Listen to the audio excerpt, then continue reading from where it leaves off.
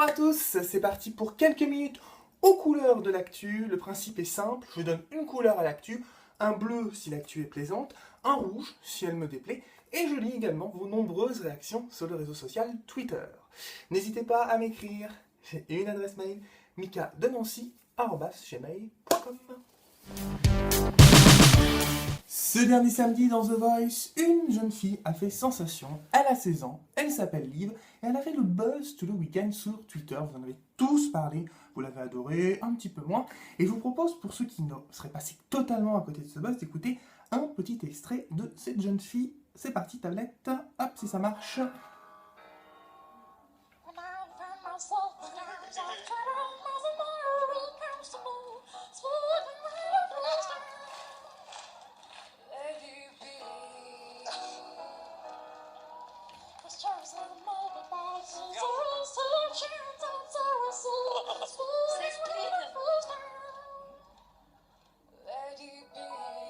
Voilà, donc vous avez vu un petit peu un extrait de cette prestation un peu folle. Hein. C'est vrai qu'elle était un petit peu là voilà, pour faire parler d'elle. Il paraît même que la production aurait orchestré tout cela. Alors sur Twitter, vous avez tout dit, c'est génial, c'est magnifique, pourquoi les causes se sont pas retournées, c'était super. Ben oui, mais c'est The Voice, les gars. Bon, c'est une voix un peu particulière, mais on n'imagine pas qu'elle va faire une carrière dans la chanson. Humoristique, peut-être, hein, mais c'est pas on ne demande qu'en rire, c'est The Voice, hein, faut pas se tromper. Il y a quand même une réaction voilà, un petit peu plus négative et qui résume assez bien. Oui, on sait que Liv est passée à The Voice, mais là, ça commence à faire trop. Eh oui, bah, c'est le principe d'un buzz. Toujours en faire trop. Il y a quelques jours, c'était la journée sans mobile. Et vous imaginez une journée sans portable? Moi, je l'ai vécu. Hein. Et je peux vous dire que c'était un vrai enfer. Ah, une journée sans portable. Et ben c'était il y a quelques jours. C'est vrai qu'on fait un petit peu des journées sans pour tout et pour rien maintenant. Moi, pour cette journée, je donne bien sûr un rouge vif. Et vous aussi, visiblement sur Twitter, vous avez donné un rouge à cette journée.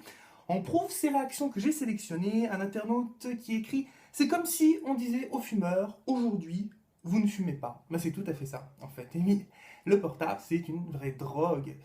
Mais on peut s'en sortir. Enfin, c'est pas gagné.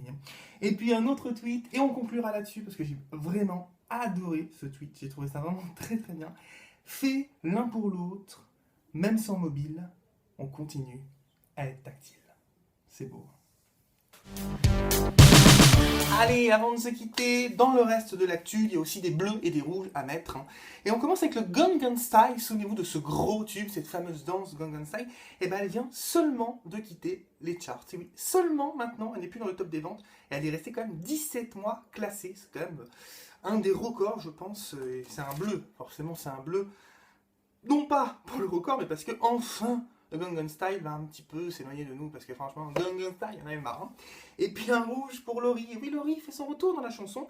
Elle sort une chanson qui s'appelle Tamadance, si vous préférez, voilà. En fait, elle fait un partenariat avec la marque Tamagotchi. Et ouais, Laurie fait son retour en chantant une chanson pour les Tamagotchi. Pas de commentaires, c'est pas la peine. Et puis un rouge également pour ce jeune et fougueux Justin Bieber qui aurait jeté des œufs sur la maison de son voisin. Et oui, oui. Non, on parle pas d'un gamin de 13 ans pour le coup, mais il aurait jeté des œufs sur la maison de son voisin et ça va entraîner 17 000 € de dégâts. Voilà, il pourrait être poursuivi pour tout cela.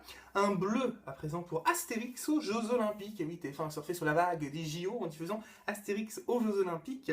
Et ça fait 6 139 000 téléspectateurs, 24,3% de part de marché. Donc un vrai bleu pour ce film. Et on termine avec un rouge.